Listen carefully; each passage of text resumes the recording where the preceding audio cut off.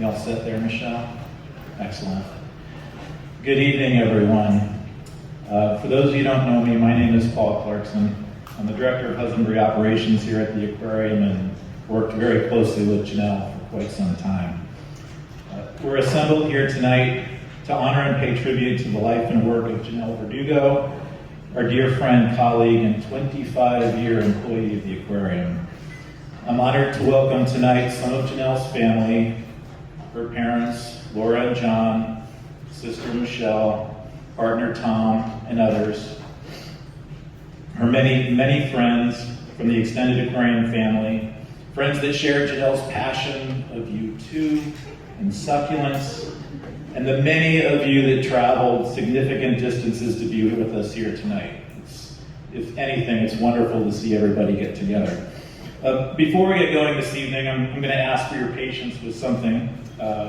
While I generally hate to read from a script when I speak in public, I think I need the crutch here tonight just to manage some emotions. So thank you for the patience, and I'll try to keep it together. As I look around the aquarium this evening, I suspect Jonelle would have very mixed feelings and comments about seeing you all gathered here. I have no doubt she'd be incredibly touched to see so many of us assembled to honor her. In her last weeks with us, Jonelle shared that, quote, "I've been overwhelmed and humbled by all of the love and support I've been receiving, and I feel really blessed to be part of this NBA family," end quote. That support Jonelle received, it was an obvious indication of how much she was loved and respected around here, and how much a part of the aquarium fabric that she had become. She earned that love and support through all of the love and support that she gave to us over her 25 years of aquarium service. But most of us also realize that Jonelle would probably be a little bit irritated by all the fuss we're making tonight. Jonelle never wanted things to be about her. She walked the world humbly and quietly and placed the focus on others, not herself. She didn't crave attention or credit. Truth be told, she'd probably be a bit appalled that I'm up here speaking in front of 200 people about her, guaranteed. She'd probably make some snarky comment about me wearing a tie, which is part of the reason I'm wearing it tonight. But I've got my Vans on, like I see many of you do, so here to represent. So, to honor Jonelle's spirit and her habit of putting attention on others, we're going to try to keep the program brief tonight if we can. A few of us are going to share some words and thoughts over the next half an hour or so. But the focus on this evening is to bring Jonelle's family, friends, and her aquarium family together in one place to share memories of her, honor her life and work, and commune together in love and friendship. That said, unlike my dear colleague Jonelle, I'm not usually one to be brief with words. So if you'll indulge me for a few minutes, I'd like to share some of my memories of our friend. So I first met Jonelle in 2008. I was brand new to the aquarium at that time. I was assigned to be Jonelle's new manager, and Jonelle was just beginning her new role as associate curator. Big deal for her. We were essentially thrown together and hadn't met each other prior to day one of our new working relationship. But we worked together in this capacity for the next 15 years. It's the longest I've ever supervised someone, and the longest Jonelle had ever been supervised by another. It wasn't long that I remember this vividly after I first met Jonelle, that I started asking myself just like, who is this unique and bizarre creature? Somebody came up, it might have even been John, that very early on introduced me to Jonelle and said, "Hey, have you met Jonelle yet? She really loves you too." And I thought that was a little odd because, I really like Van Halen, but I don't necessarily lead with it in an introduction. And since I often overly rely on humor to connect with people, it wasn't long before I think I made some crack to Jonelle about Bono's receding hairline. Yeah, and that was like my first introduction to what I started to call Jonelle's look.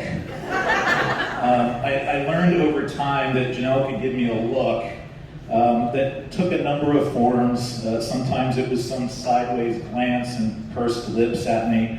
Sometimes she'd square her shoulders up at me, and sometimes she would just kind of half raise her hand in a meeting.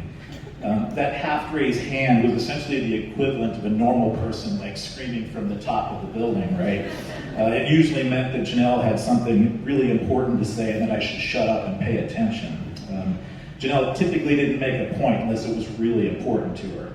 The first important point I learned, don't disparage Bono ever. That was the last time, first and last. But aside from Jonelle's staunch and at times unhealthy commitment to Bono, The Edge, Adam and Larry, yes, I mentioned all their names, Jonelle, tonight, you would be happy. Jonelle rarely wore her passions on her sleeve.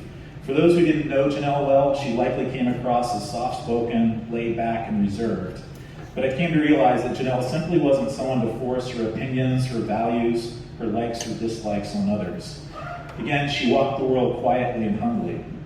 Time and time again, I learned something new about Jonelle that it felt like it came out of the blue. I was like, wait a minute, Jonelle, you have a Lego city in your house that you've been building for years and I'm just now hearing about this? You want to be on American Ninja Warrior someday? You just tried pesto for the first time in your life? These things just kind of came out of nowhere. But once you chipped past Jonelle's quiet exterior shell, it revealed a treasure trove of legendary quirks and passions. And that was something so key to understanding Jonelle. That quiet, reserved demeanor hid a person who was tremendously passionate and dedicated to the things in her life that were most important to her. And what I so respected about Jonelle after working alongside her all these years was the depth of her commitment to three things: our people, our animals, and our place. Not necessarily in that order at first. Like most of us who work in animal care, Jonelle first connected with our critters. And let's be honest, she usually far preferred the company of animals over people, at least initially. After her 25 years of work with our animal collection, Jonelle's influence and input can be felt in nearly every exhibit and with every taxa in our building. She worked with birds when she first started here. She worked as a sea otter feeder. She worked in or supervised work happening in nearly every corner of this building, from tuna to turtles to mobula rays, stingbats, as she liked to call them, to cephalopods to sharks to everything in between, except snakes, never snakes. For anyone who remembers Wild About Otters and Vine Snakes, that was not Jonelle's deal. But when you walk through the Ocean's Edge Gallery later tonight, you'll know that you'll be surrounded by Jonelle's influence and spirit everywhere. And early in her career, of course, Jonelle famously became known as the Seahorse Lady. And when you think about it, seahorses suited Jonelle perfectly, right? Seahorses are small, their food is small, the babies are even smaller, heck, even the equipment that you use to take care of them is small. All those things resonated with Jonelle's quirky love of tiny things. And ultimately, Jonelle's passion and skill helped us bring to life the secret lives of seahorses, known most to us just as slosh. I think Jonelle might have coined that term slosh as well. Slosh went on to become one of the most popular exhibitions in aquarium history and was extended multiple times due to that success. And that success would not have been possible without Jonelle. Jonelle served as a subject matter expert and team lead for the entire run of that show over many years. Her heart, her soul, and her passion were as important to that exhibit as the studs were in the walls. Unfortunately, the grind that was slosh, for those that you don't know, seahorses are a lot of work. It ultimately, we'll say, tempered Jonelle's love of working with seahorses and other sea nymphs. Many of you know that we are planning to bring back seahorses in our upcoming remodel of Splash Zone. And part of me is convinced that Jonelle left us when she did, just to get out of working with another damn seahorses. Nice timing, JP. Although I'm sure she's laughing at us about that somewhere, we know we'll have to knock that new exhibit out of the park in her honor. Jonelle was unwavering in her commitment to our animals. Jonelle was also tremendously committed to our place, this wonderful aquarium. Having been here for 25 years, Jonelle worked closely with many of the people who built the aquarium and established our standards of excellence so early on. And Jonelle passionately dedicated herself to upholding that vision and those standards throughout her decades of service. This was really most evident in her commitment to the quality of our live exhibits. Jonelle had a wonderfully detailed eye for exhibitry. She pushed all of us to uphold the highest of standards in the quality of our exhibits, their cleanliness, and how accurately they represented wild habitats. She was an apostle of the golden hours, the quiet time in the morning before guests are in the building. And Jonelle always kept us on task and focused in that way. Whenever something surfaced that might compromise those golden hours, get a look, and our exhibit standards, Jonelle would quickly reel us back in and help us recalibrate. She was always committed to our place. Lastly, and I'm addressing this last on purpose, was Jonelle's commitment to our people. Again, I'm certain that Jonelle preferred to spend time with her dogs over most humans. And again, like most people who get into animal care, she initially would have been content to spend her time in the back of some dark gallery somewhere caring for algae all day and not seeing another soul. When I first started supervising Jonelle, she had just become a people manager for the first time. And I'd say that she was initially a reluctant manager. She faced frustrations early on. And on more than one occasion, I had to talk her off a ledge and convince her to stick around and stick with this management thing for just a little bit longer. Because let's face it, Jonelle was smart, and she knew that people were a pain in the butt and animals were way easier. But steadily and surely, we saw Jonelle blossom into, dare I say it, a people person. She'd be, again, criticizing me for saying that about her. She applied the skills that made her so talented as an aquarist, her attention to detail, her commitment to standards, and her ability to nurture life, and applied it to the care of her team members. And nurture she did. Something I most appreciated about what Jonelle brought to management was her eye for hidden talent. Jonelle sang for the unsung. Because Jonelle so often walked through life in a quiet and understated way, she was really, really good about seeing potential in less than obvious places. There are several people in this room who I've seen tonight already who may not know it, but they're here in part today because Jonelle recognized something in them early on and advocated for them in a really meaningful way. I really came to rely on Jonelle for that a great deal over the years, and I learned to trust her instinct in people and potential implicitly. And Jonelle so loved and respected the people whom she worked most closely with. Just 2 weeks before she passed away, Jonelle sent me an email titled, "I have an awesome team, they don't need me." It was very Jonelle. This wasn't meant at all to be self-critical, though. Jonelle, even in her final days, was thinking only of her people and recognizing them for their work. In the email, she proceeded to list a series of recent team accomplishments and noted how proud she was of their work and how grateful she was for their commitment in her absence. And she never took credit for those successes. She always gave her team full credit and all the respect for their work. Jonelle's commitment to our animals, our place, and our people never waned, even during her last days with us. Famously, and most of us know this, Jonelle almost never took a sick day. Her sick time approval here at the aquarium was always pinged at 400 hours, which is the most you could ever have. And sometime, finally, during the final days of her cancer fight, Jonelle sent us a message, an email that said, "Sorry for the last-minuteness of this, but I decided to take a week off."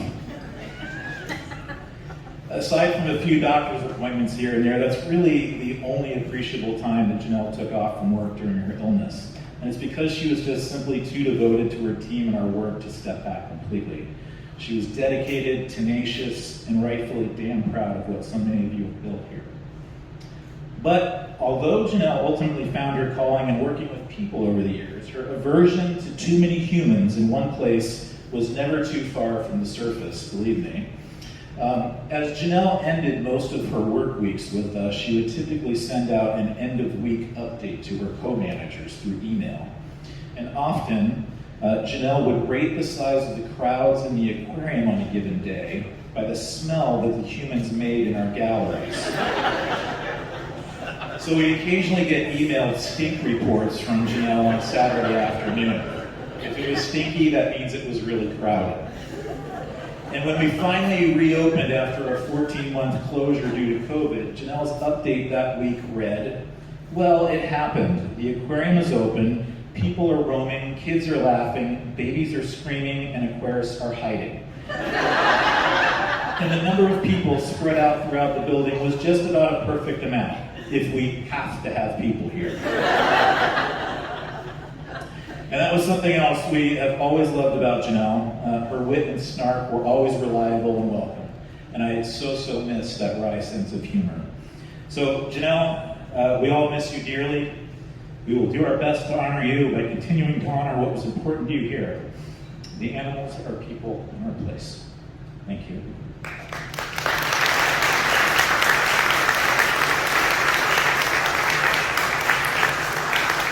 We have a few other folks that might not be as long-winded as I am, but I would like to also say a few words. Julie, would you like to come up?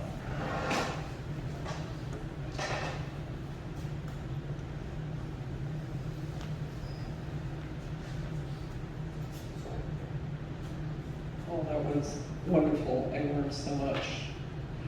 So I'm Julie Packard, Executive Director of the Aquarium, and it's wonderful to have the family and friends here. I didn't get the opportunity to spend a lot of time with Jonelle, but we worked on the same floor for all those years in what we call the admin building. And Jonelle was just legendary on the team, and of course our animal care team is legendary in the world, in the nation, you know, among all the aquariums. And Jonelle just was always the most quiet, but I could tell she was the most team-oriented, positive person for people to be around. You know, I never saw her, never heard anything about her, you know, being involved in any, you know, snarky stuff or anything, you know, never a bad word about the colleagues. But our specific interaction was that she would take care of the plants in the executive office. Now, the executive office is on the same floor with all the animal care folks. The animal care folks, their offices, if you've been there, it's pretty crazy. It's kind of wild, pandemonium. It's animal people. You got skeletons and plants and games, and you know, there's a skeleton with a costume on and a computer. And when we moved back into our space, I'm like, okay, well, I got donors coming in up the elevator, but whatever. You've got like, you know, what Harry Potter, you know, group are you part of?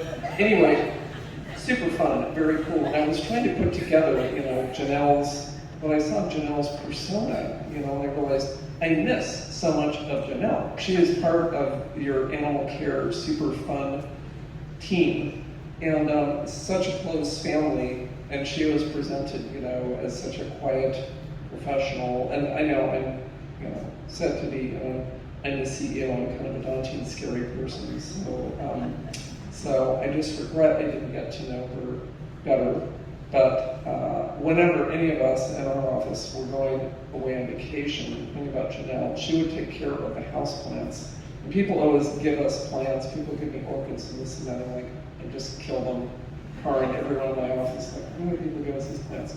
We would come back. Jonelle had taken care of any living thing. I mean, any living thing, even some, you know, orchids someone gave you that you were wishing, like, wow, what are we going to kill this for sure. So, what Paul said about her incredible connection with all things living, clearly manifested in her life in every way, and she was just such a treasure. We're so privileged that we had time with her. I know that she influenced so many other people coming up through the ranks in the aquarium, and I'm sure especially a lot of the women that we have at our animal care team when we began the aquarium, there really weren't hardly any women in the field at all, just saying. And now I'm so proud of the incredible bunch of women that we have working in animal care. So thank you. Thank you for giving us Jonelle, and my heart goes out to your family. And the thing about having a career at the aquarium is her legacy will live on. That's the wonderful thing. Her influence will be here forever. So thank you.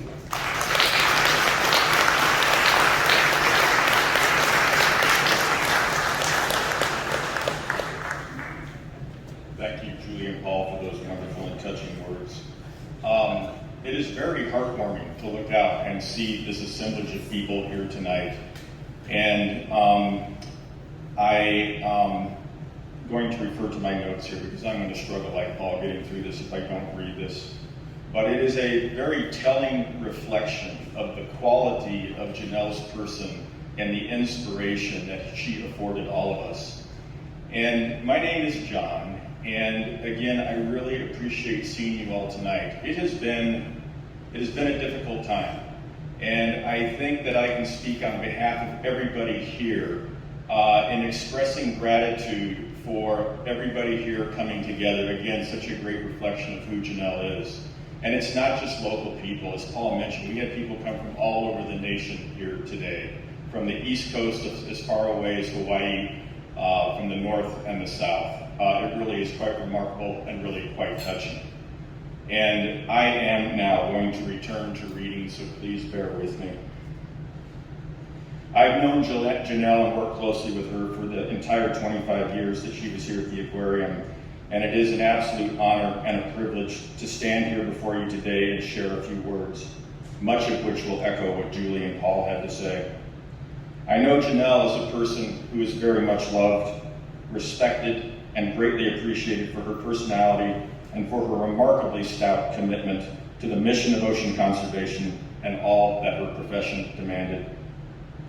Jonelle's dedication to her work and her sense of responsibility is commendable. Quite remarkable, really. We heard Paul express the sentiment earlier, and I believe the concept of a workday shorter than 8 hours was absolutely incomprehensible to Jonelle. The thought of taking time off and claiming sick time, as Paul mentioned, very uncomfortable to her.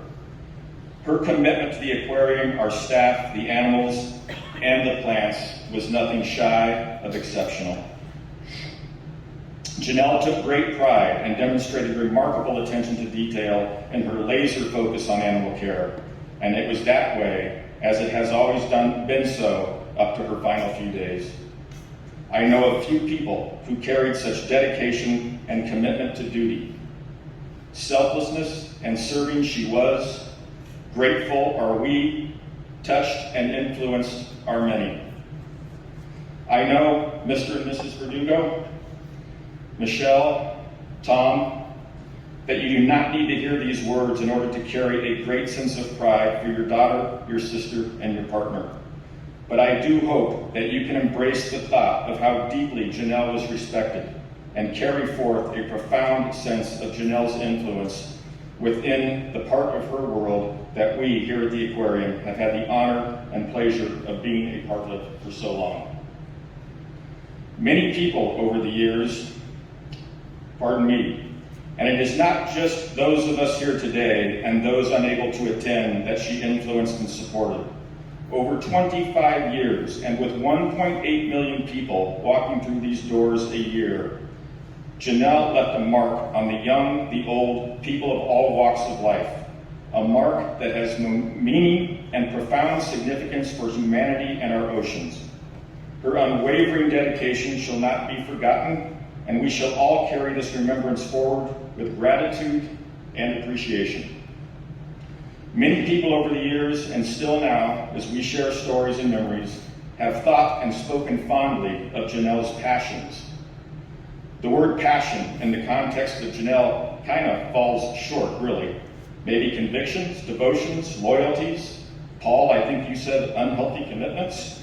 I don't know. Whatever the word we choose to describe, these include her devotions to the world of the tiny. Tiny writing, tiny objects, tiny fish, the color blue, her Legos, simple foods, her worship of YouTube.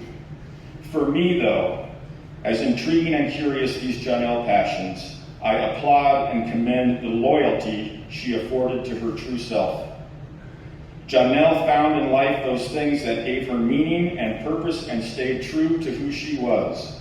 Jonelle made no bones about who she was and made no effort to conceal her truths, fully expressing her creativity and joy in those activities she engaged. I recall talking to Jonelle and joking to her, almost teasing her, about something that from my outside perspective seemed obsessive. I don't remember exactly what it was that she was doing or what it was she was talking about, but I remember watching the expression of joy, that well-known Jonelle smile, and hearing the sense of pride and confidence as she said, "Yes, I like that. And in that moment, I recall feeling gifted. The gift of seeing someone modeling no judgment toward themselves, the gift of seeing pride in one's self-awareness, the gift of seeing an individual remaining steadfast in their conviction of who they are. And just as the effectiveness and power of written words cannot be measured by size of font, neither can the spoken word be assessed by volume nor number of words. Yes, I like that. Spoken softly, simply, with a joyous smile, and yet with great conviction. I got it. Jonelle was not one to fill the space with voice. She filled the space with who she was, and of course the voice of others through music. She left little footprint, but great influence. In speaking of Jonelle and the lives that she touched, I would be completely remiss if I did not praise Jonelle's quick wit and sense of humor. How she moved us all into laughter through her unique view of life's inconsistencies, imperfections, and daily demands. I always look forward to Jonelle's weekend reports. I will miss them. Take, for example, the following email to her team. Mike Brigham has asked if we can come up with a generic name for the loggerhead exhibit. He would like to have a name that doesn't need to be changed in the PLC every time we change the theme or the occupants. A location-based name might be best. Let's get the creative juices flowing, please. Here are a couple suggestions from me. Where the exhibit has no name, the edge of OS. I can tell this is resonating. What do you have, Jonelle asks. Or perhaps her ongoing sister-like jestful jousting with her dear friend Christy Angelo at the end of one of her reports. And probably most exciting is that the next 3 weeks, Chris will be away on vacation. Emphasis on away. Exciting for her, exciting for us, exciting all around. Or the days when there was nothing to report. It was quiet, the sun came out, and there's really not much to report. The fish are swimming. It's National Dog Day. And this is accompanied with a photo of dogs with little American flags in their collars. Or Saturday was a quiet day. Actually, both days were quiet. Remember, don't sweat the petty things and don't pet the sweaty things. And I love this one. This flashlight was left on my desk many weeks ago, and I don't know why. Did anybody order this and or know where it's meant to be? Looks like it would be useful if you have to park any airplanes. And then there was the time that I was presented with a gift for taking action toward a cleanliness issue in our office restrooms. A cake that Jonelle made in the image, likeness, and shape of a toilet, complete with a target in the bowl and little yellow sprinkles on the seats.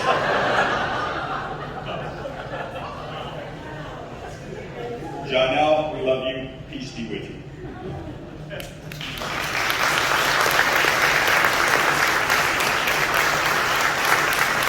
And now I am to introduce somebody I don't know. Mary from the Succulent Club. Are you out there, Mary? I am. Ah, Mary. Thank you.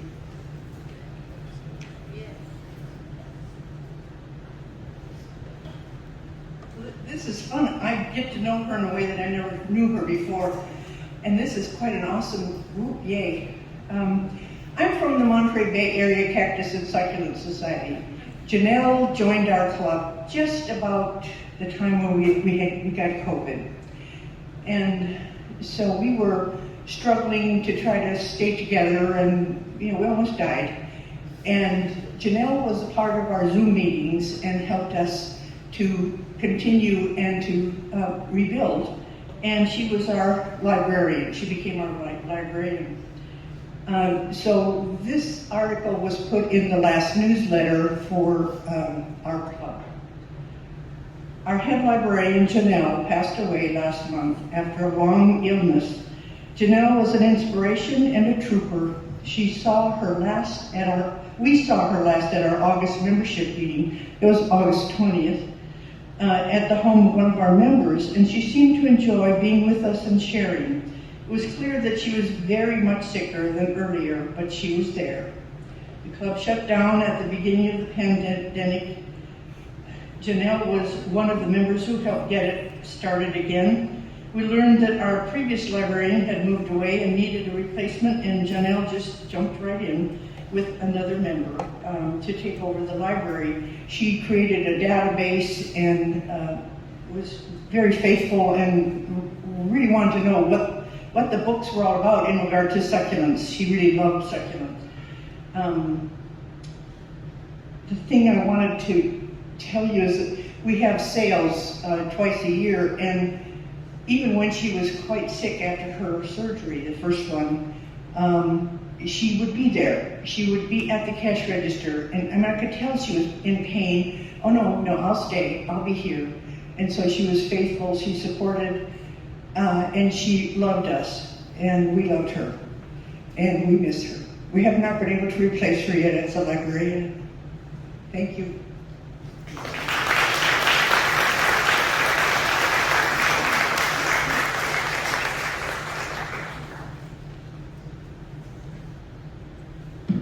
Hi, everybody. I'm Michelle, Jonelle's sister, and thank you for all the kind words, Paul, John, Mary, and Julie. Thank you. It's kind of cool. You took a lot of the things that I did not include in my speech here, and as I was kind of trying to figure out how I'm going to convey a message tonight, the thing that popped in my mind was the secret life of JV, because she was very private. But anyway, I am going to stick to my words here and try to keep it simple. So I am Jonelle's older sister and only sibling, and at this moment we all share a powerful connection, being a family friend in the life of my sister Jonelle. I'm certain that we all could have never ever imagined that this space here would be shared for a moment such as this, to honor and to process, to grieve, to laugh, to connect for Jonelle. You are all my sister's extended family. What a beautiful group you all are. Thank you for being a part of my sister's life.